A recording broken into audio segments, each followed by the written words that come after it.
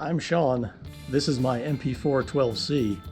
I'm going to show you how to change the cabin air filter really cheap. I know what you're thinking. Yours doesn't look like this. You don't have yours apart.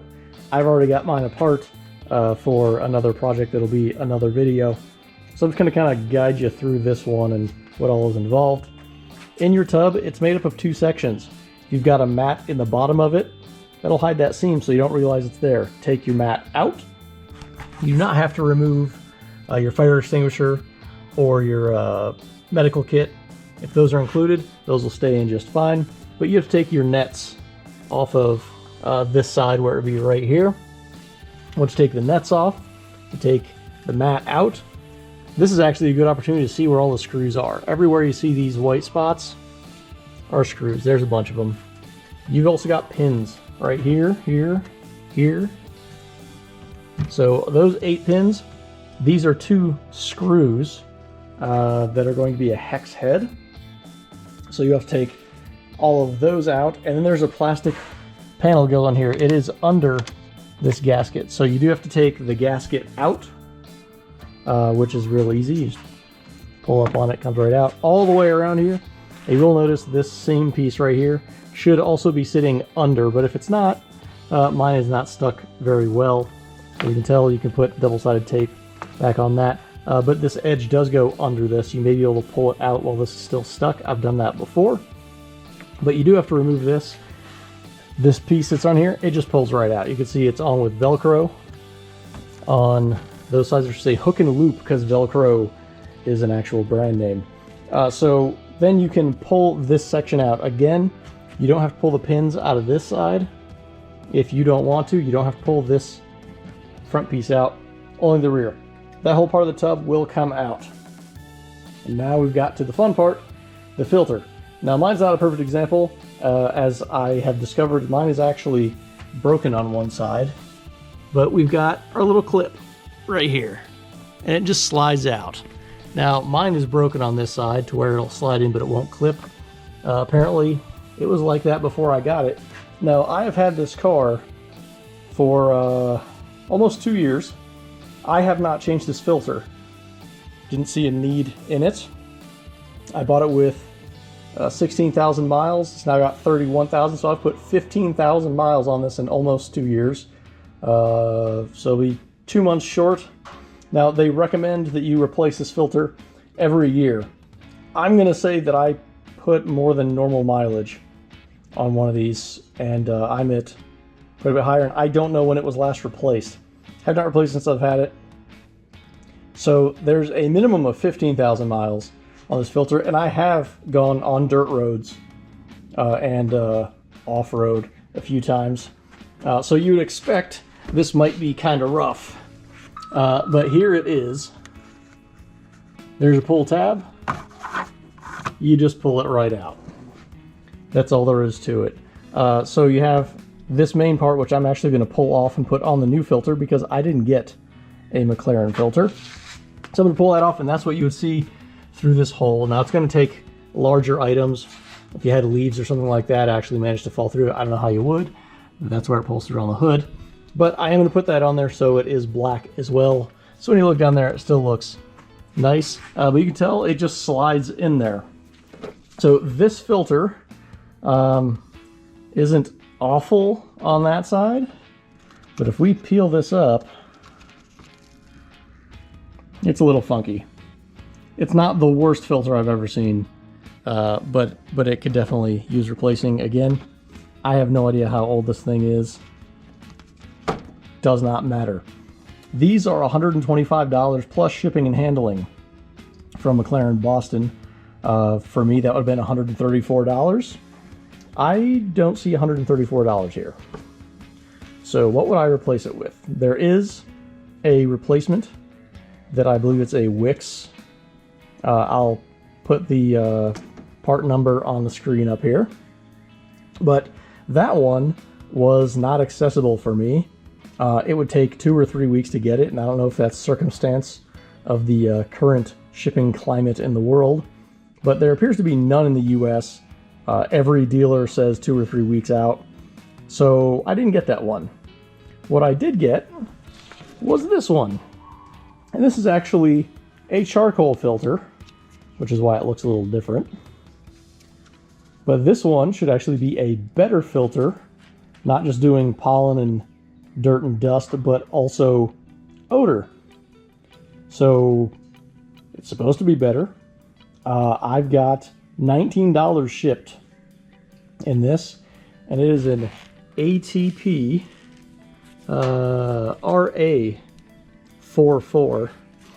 And if you go to actually look up what these filters go to, and the other filter that is supposed to go straight in, that's the exact replacement to the McLaren one, that one actually goes to mid-1990s BMW 5 Series and 7 Series, I believe it was. So if you look up a filter, I used a 1995 BMW 515i or 525i or something like that. That's what came up. Now there are some differences if you look them up. This one is 3/4 of an inch or 19 millimeters thick. There are some that show up for that BMW that are an inch thick, or 24 or 25 millimeters on the other ones. So that is something you do have to consider, making sure that it's 3/4. If it's not 3/4 of an inch thick, it's not going to slide in, because this isn't the car that goes to, so it doesn't install the same way, which is also why we have this here and these little nubs. These nubs and that mount do work for the BMW and the other applications, not for this car. So you're gonna have to cut these off, grind them off, and I'm gonna go do that right now. And then we'll see how well it fits with that cut off.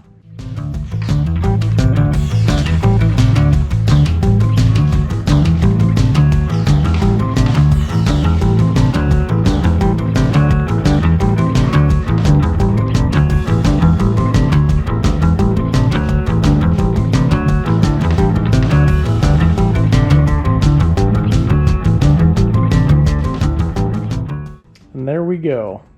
Hindsight being 20/20, maybe where you grind off, you should cover up the filter just to make sure you don't get anything on it.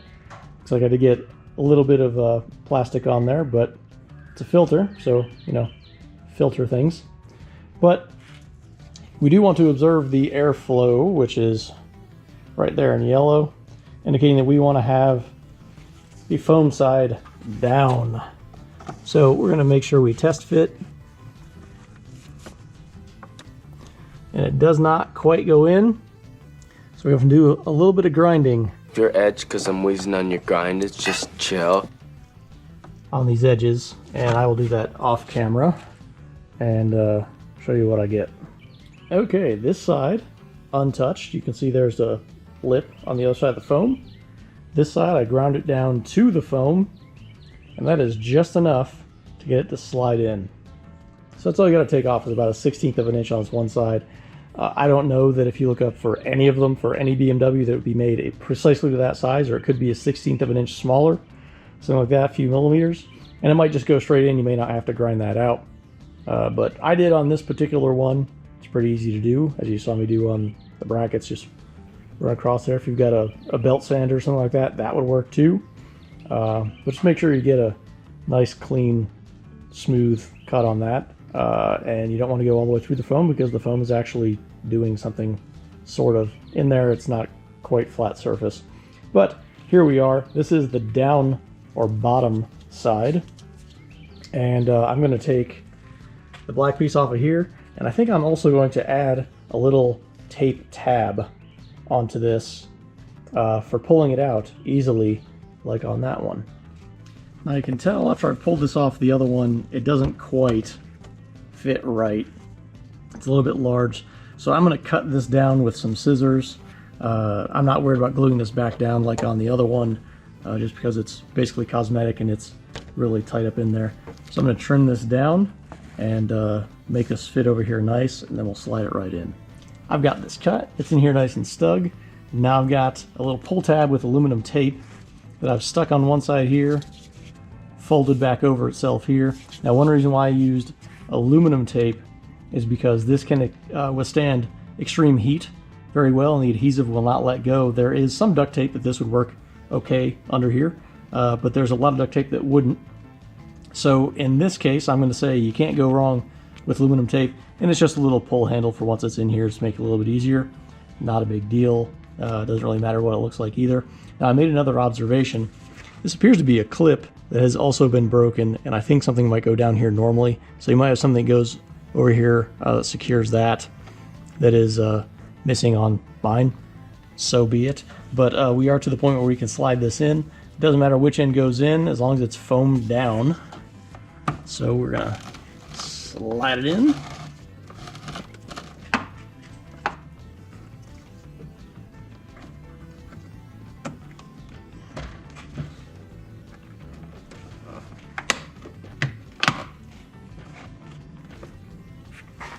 And there you go. It's in there. You don't see our beautiful tab. Everything clips in fine. It fits. And it looks completely stock. And there you have it. In just a few minutes, you can save yourself over $100 on your cabin air filter by using one from a BMW and doing a small amount of grinding. Now, if you can find that other filter, it should just go straight in with no grinding at all. But this one that I used, you saw just a small amount of grinding, and you might find another one that you don't have to do any. But that's the one that I decided to get. I could get it within a couple of days, so I used it. It worked out great and saved myself quite a bit of money. If you like this video, give it a thumbs up. Make sure you subscribe for the other maintenance and upgrade videos that I do, and check out all the other prior videos that I did. There's a playlist that will just go through the whole set. So thanks for watching.